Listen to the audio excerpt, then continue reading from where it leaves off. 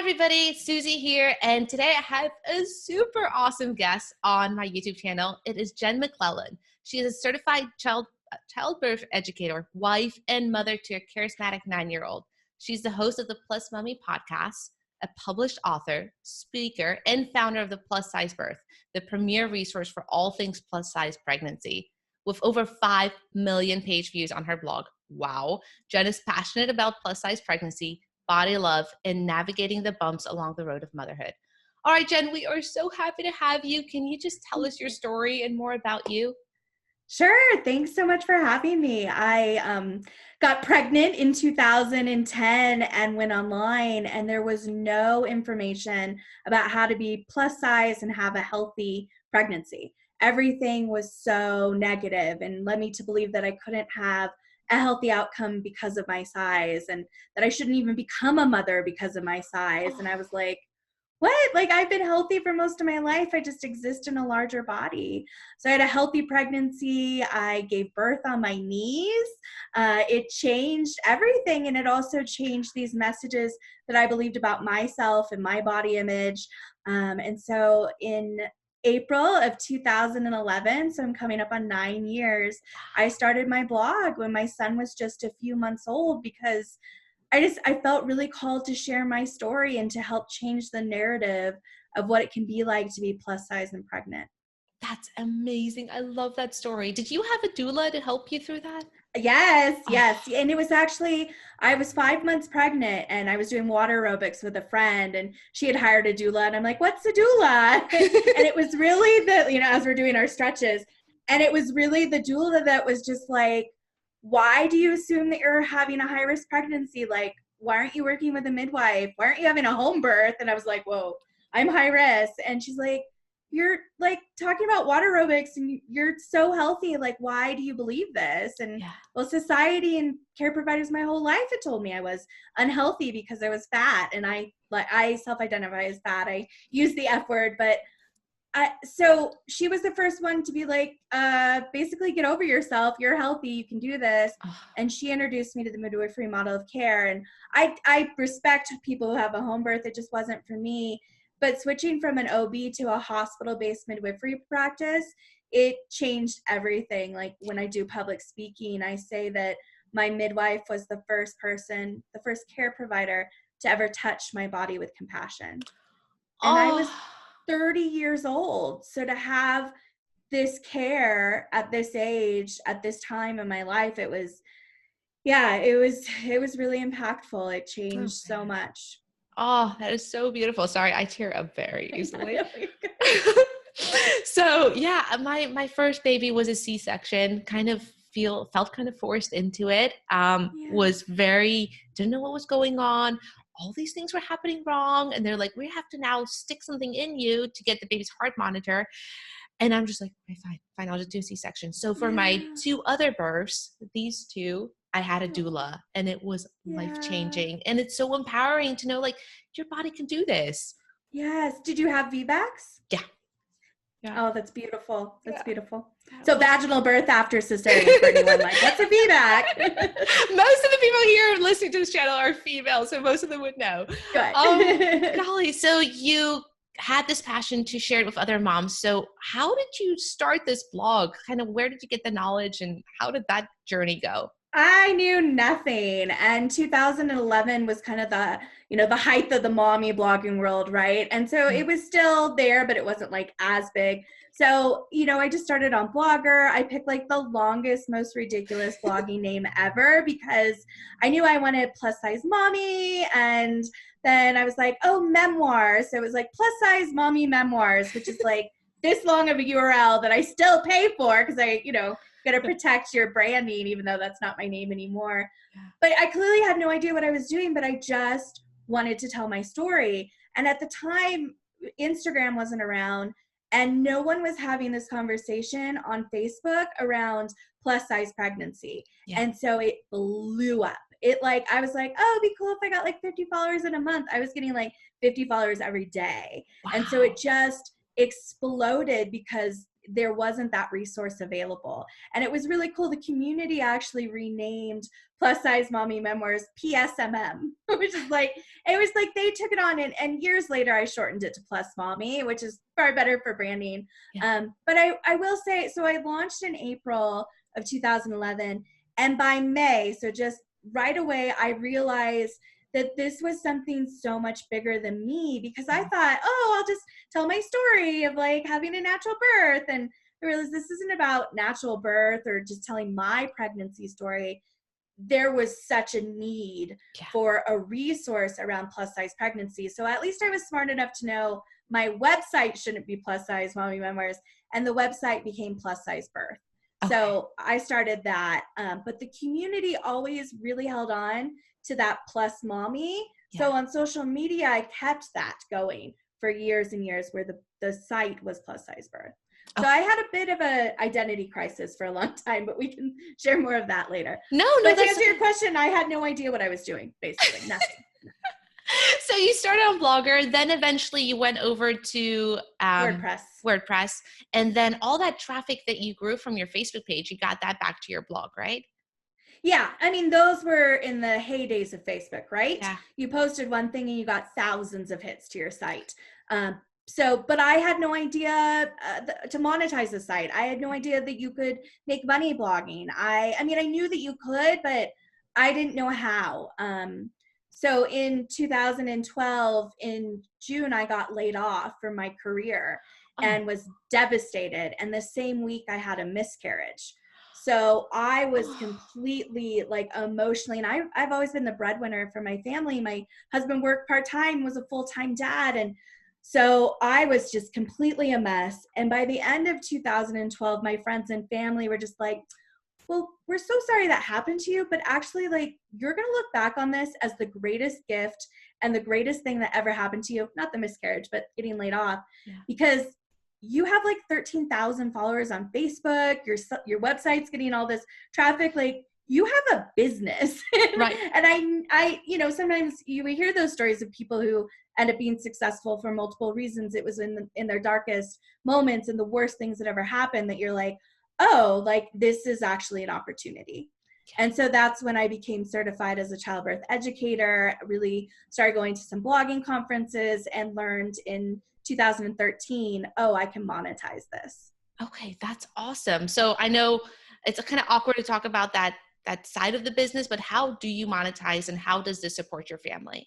Sure. So the first time I ever made a penny with a blog was by a brand reaching out and wanting to do a sponsorship. So then I realized, oh, you have to make a media kit and all these things. Like, I learned everything about blogging and podcasting the hard way. So, but how I make money now is my site gets about 90,000 hits a month, Plus Size Birth. Awesome. So I'm with a great team called Mediavine, and they place ads on your website. And that's how I make a lot of money blogging. And then, I mean, a lot is all relative, right? And then it pays my rent. And then I use affiliates. I've been really successful with Amazon. I do very well with Amazon. I've worked with other affiliates. Etsy, I do pretty good. But a game changer is creating your own digital products. And I know you talk about that, and other people talk about that. So I wrote a book on how to have a plus size pregnancy and everything you need to know. And then a few years ago, I started podcasting. So I took that book and turned it into an audiobook. So that makes $34 every time it sells versus an ebook that makes $24. So repurposing your content. So and then freelance. I think a lot of us bloggers do a lot of freelance work on the side. So I used to do a lot of freelance work up until about 2 years ago, when I didn't have to do as much at all. That's amazing. What a beautiful story. You started with just with sharing your passion for your birth, built this amazing community, and just started growing. And then so you had life experiences that happened, and then that just pushed you more into doing the blog, into growing it. Yeah. So how is podcasting? I haven't dabbled my feet in it. I know you're obviously a pro at it, and your podcast can be found at plusmommy.com. So tell us more about that, because I'm curious. Sure. So everything was like plus size birth. And now all of a sudden I have like, it was like a 7-year-old at the time. So I'm like, I realized that I was naturally talking more about like patient advocacy for people of size. How do you find a size friendly care provider? You know, how do you just love your body as a plus size mom, or like feel confident going in and getting a massage or wearing a bathing suit, you know, in public. So I was tackling those topics, but it didn't make sense on plussizebirth.com, right? Makes sense. Yeah. And my whole community was plus mommy and they loved it. So I knew I needed to grab onto the plus size lifestyle niche. So that's when I launched Plus Mommy in May of 2018. And I had wanted to do it for years. I just needed Plus Size Birth to be running strong enough that I could dedicate the time to launching a podcast. A podcast is like, I thought, oh, this will be easy. Right, that's what people think. Yeah, and it's so much more work because you still blog, your show notes, because if you know enough about SEO, like you want to repurpose the content. So you still have to write a whole article, and you still have to do all your keyword research, and you still have to market it all over social media. Only now you have to edit audio, find guests, arrange time. Like, it is so much work, but it has provided me with the opportunity to connect with people who I have admired in my niche and other niches for, you know, almost 9 years, and be able to like have almost like a phone conversation with these people. And that has been priceless. So it's been quite the journey, but I'm glad I dived into it. I saw after so many years of blogging, the landscape changing. And I just knew I needed to jump on either video or audio, and I jumped on audio. Awesome. That's pretty much what I'm doing here. So I'm doing the video interview with you. It's an honor for me to talk to you because you've been in this for so long. You've grown such a beautiful brand and you've helped so many people that I'm completely honored to have you on my channel. Thank you. Yeah. Thank you for having me. Oh, thanks. So how do you manage all this? I mean, a podcast, a blog, the community, that's a lot of work. How do you do it? I don't know. I mean, that's a good, thankfully my husband has really helped a lot with the podcast. He does all the audio editing, but I'm really good at like giving other people advice on like time management, but I fail very often at that. What I found in the past 2 years, which now I've been way more financially successful and can blog full time without doing a lot of freelance, is to ask for help. So I have a team now that manages all my sponsorships, and that's been helpful. My husband does a lot with the podcast. I've really honed in on where I needed to spend my time. So I think we get so focused in on the numbers, right? And the numbers are so exciting. Like Facebook, I have 178,000 followers and it's incredible. And Instagram, I'm about to hit 25K. But I had a Facebook group of almost, I think it was like 13 or 14,000. Yeah. And everyone's like, Facebook groups are like amazing. Facebook mommy groups are a nightmare. And I spent hours of my life, like I couldn't even go on a date with my husband without one of my 6 admin messaging me for some crisis. And so to launch my podcast, I shut down my Facebook group. And people would think, well, thank you for saying that, Susie. But people are like, oh my gosh, like that would have fed your podcast. And I didn't have the time. But it's hard. So I've learned a lot the hard way, but once I've started focusing in on where I really needed to spend my time, I mean, the Facebook group brought hardly any traffic to my blog. It was a real big time suck, but people loved it. And so that was a really hard decision because you always want to put your audience first.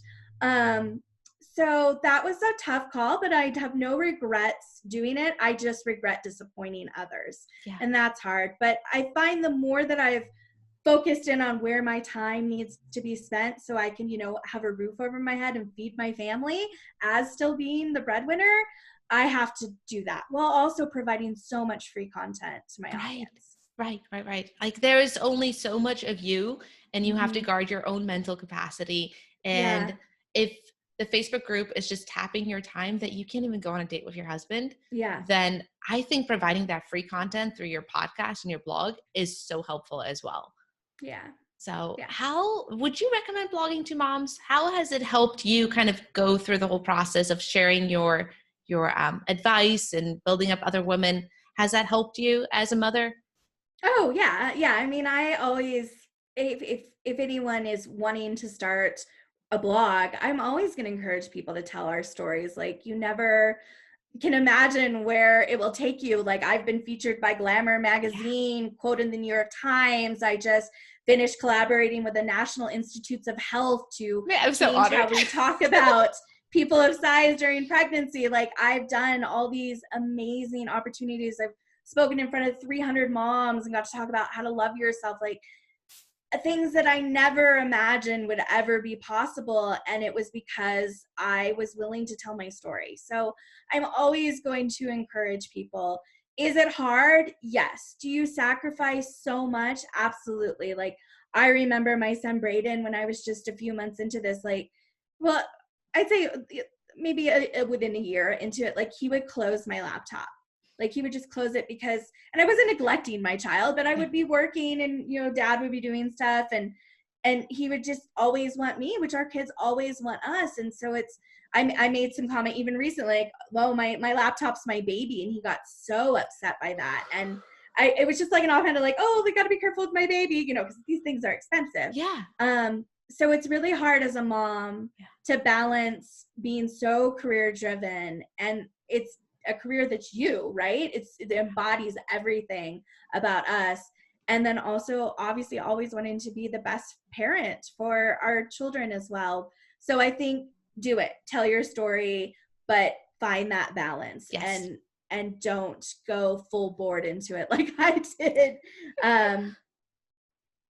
But I was so passionate, and it just took over my life in ways that I never could have expected, for the good and for the bad. I mean, I still carry a lot of financial debt too, because in the beginning I wanted to get out there, and so I spent way too much money on all the things that I didn't need to really. I will say I invested a lot in traveling for public speaking, and that ended up catapulting me in other Yeah. ways.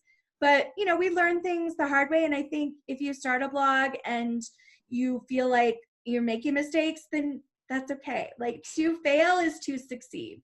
Yeah. I love that. I love that. That's so awesome. And like realizing that there are things that you can say no to, like maybe, hey, if you don't want to be on Instagram, because I know when I'm on Instagram, I'm just wasting all my time, and I just get bombarded with negativity about myself because I'm not pretty enough and all that. So I Oh, try to goodness. I try to stay off of Instagram, or like you saying no to the Facebook group, which personally I have too. Like, my audience begs Yeah. for a Facebook group, but I know it would take all my time, and then I can't spend time with these Yeah. 3 kids. So Yeah. it's awesome advice. So I love all the blogging things we talked about. Let's talk to some of our moms on who's watching this, because obviously my audience are mothers, and they struggle with becoming moms and accepting their new bodies. What advice do Mhm. you have for us? I know I'm switching gears a little bit, but that's your No, I love forte. it. Yeah. I think, regardless of your size, for our whole lives, we have this narrative, right? That tells us we're not pretty enough, we're not good enough, and I think it really is important that you listen to the words that you're telling yourself, because you would never tell those words to your children. Yeah. So when you start catching yourself in that negative self-talk, be like, whoa, stop it. Like, and what else can you say? What is something that you love yourself, so you can immediately be like, okay, but my big hips let me hold my baby, right? Or I love my gorgeous lips when I wear red lipstick. Like, something that you can shift, and just reminding yourself, like, I would never say the things I say to myself in the mirror that I would say to my children, that I would say to my best friend. And then diversifying your feed, your Instagram feed, is so critically important. Like, if you're looking through your feed and you're just seeing people that look like you, or look like a version of you that in your head you've been told you have to look like, then really start to diversify it. Make sure you are being inclusive of people of color, people of different sizes, people of different abilities, and your life will be so enriched, and your version of beautiful will start to shift in ways that are so critically important, because you watching now are so much more beautiful than you realize. And the minute we stop believing everything that society has told us, and listen to our hearts, and listen to the messages that we tell our children, your life will be forever transformed in amazing ways. I love that because I feel as a mom, like I need to understand how to accept myself so I can teach that to my daughters, Yeah. because I have 3 kids on my hands, and I don't want them to go through the same kind of self-confidence struggles that I went through in high school, and I want them to avoid that. So how do you perceive social media? So we can diversify our feeds, but how do we help our kids not get bombarded with those images and kind of fall into that trap of I'm not pretty enough, I'm not good enough, and then have terrible negative thoughts? Well, like I say, it starts with us, right? We set the model for them with their body image. So, if you're standing on a scale and hating yourself, then they're going to model that. So, modeling our own behavior as far as social media for our kids, oh my gosh. Like, I'm thankful that my son has been like, I want a phone. And I'm like, no, I realize you're 9 and your friends have one, but no. So I'm not quite at the point where I can give wisdom to parents whose kids have cell phones and who are I'm not going ready down for that that. path. No, I'm not. That scares me so much. But, my son has dealt with some bullying in school, and that has been a lot of us navigating, encouraging his own self-worth. I think finding sports for kids is so important, but not team sports. Because when it's team sports, they are competing against each other.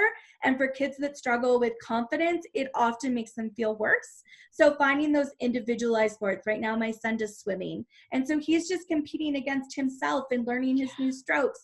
And for, other kids, it could be ballet or dance or taekwondo. I mean, there are so many great sports that build kids' like abilities and physical activity that we all want as parents, but also build their confidence as well. And books, like make sure your books aren't just for Caucasian kids, right? And that their books for your kids are also around body image. I have a list on my Plus Mommy site of body positive books for moms, but also for our kids too. And those are so important. Oh my gosh, Jen, this has been amazing. Thank you for both sharing your blogging story and your mom story of how we can accept ourselves and live our life to the fullest. So all those resources that you mentioned, the books and your blogs and your links, you can find Jen at plussizebirth.com. That's her blog. Her podcast is plusmommy.com, and that's where also she is on Instagram and Facebook at plusmommyblog. I will put all the links below so you guys can get all those resources. And Jen, thank you so much. This interview has been amazing. Oh, well, thank you so much for having me. I really appreciate it. And thank you for all the work that you do too. Thank you, Jen.